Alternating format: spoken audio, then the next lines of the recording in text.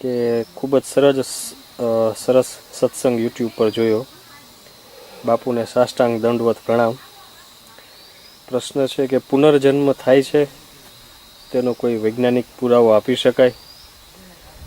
જો મનુષ્યનો પુનર્જન્મ થાય છે તો કર્મનો સિદ્ધાંત સાચો કે ખોટો? બાપુ ભણેલ નથી તો ફિઝિક્સ, કેમેસ્ટ્રી અને બાયોલોજીનું આટલું બધું નોલેજ કેવી રીતે મેળવ્યું છે?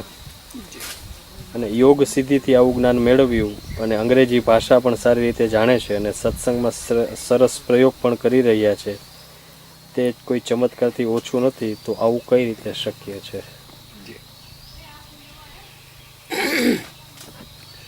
અહીંયા કોઈ કર્મય નથી ને અકર્મય નથી, વિકર્મય નથી, પ્રાલભય નથી, સંચિતય નથી અને ક્રિયામણય નથી, કે નથી કોઈ પુનર્જન્મ. કર્મ, અકર્મ, વિકર્મ, કુકર્મ, પ્રાલબ્ધ, સંચિત, ક્રિયામણ અને પુનર્જન્મ એવું કશું છે નહીં. નથી કોઈ પુનર્જન્મ. અને વાત રહી આ પ્રશ્ન શું પૂછો કે બાપુએ કહેલું છે કે આ બાપુ ભણેલ નથી તો ફિઝિક્સ, કેમેસ્ટ્રી, બાયોલોજીનું આટલું બધું નોલેજ કેવી રીતે મેળવ્યું છે? યોગ સિદ્ધિથી આવું જ્ઞાન મળી શકે? મેં ભણેલો તો નથી, પણ મેં જે ઉપાસના કરેલી છે એ સબકોન્શિયસ માઇન્ડની કરેલી છે. એટલે સબકોન્શિયસ માઇન્ડની ઉપાસનામાં એજ્યુકેશન જરૂરી નથી, કારણ કે એ તો ધ્યાન છે એ જ એજ્યુકેશન છે. એટલે તો હાવ અંગૂઠા સાપ માણસ હોય તો રોજ તેને ગુરુએ બતાવ્યું હોય કે ભાઈ ધ્યાન કરજે, તો અત્યાર સુધી જે એજ્યુકેશન લીધેલું છે બધાએ એ કોન્શિયસ માઇન્ડનું છે. અને કોન્શિયસ માઇન્ડનું એજ્યુકેશન છે એ સ્વર અને વ્યંજનની ભાષા છે.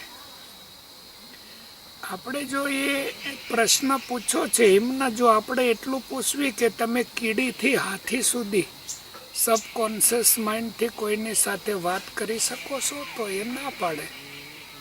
આપણે એમ પૂછ્યું હોય ભાઈ બેક્ટેરિયાથી ગરુડ સુધી તમે કોઈની સાથે વાત કરી શકો છો સબકોન્શિયસ માઇન્ડથી, તો એ આપણને ના પાડે.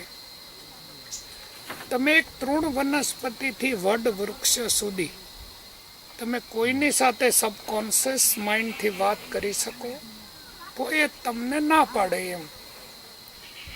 કારણ કે તમે જે વાત કરો છો એ કોન્શિયસ માઇન્ડથી વાત કરો છો અને સ્વર અને વ્યંજનની ભાષા છે.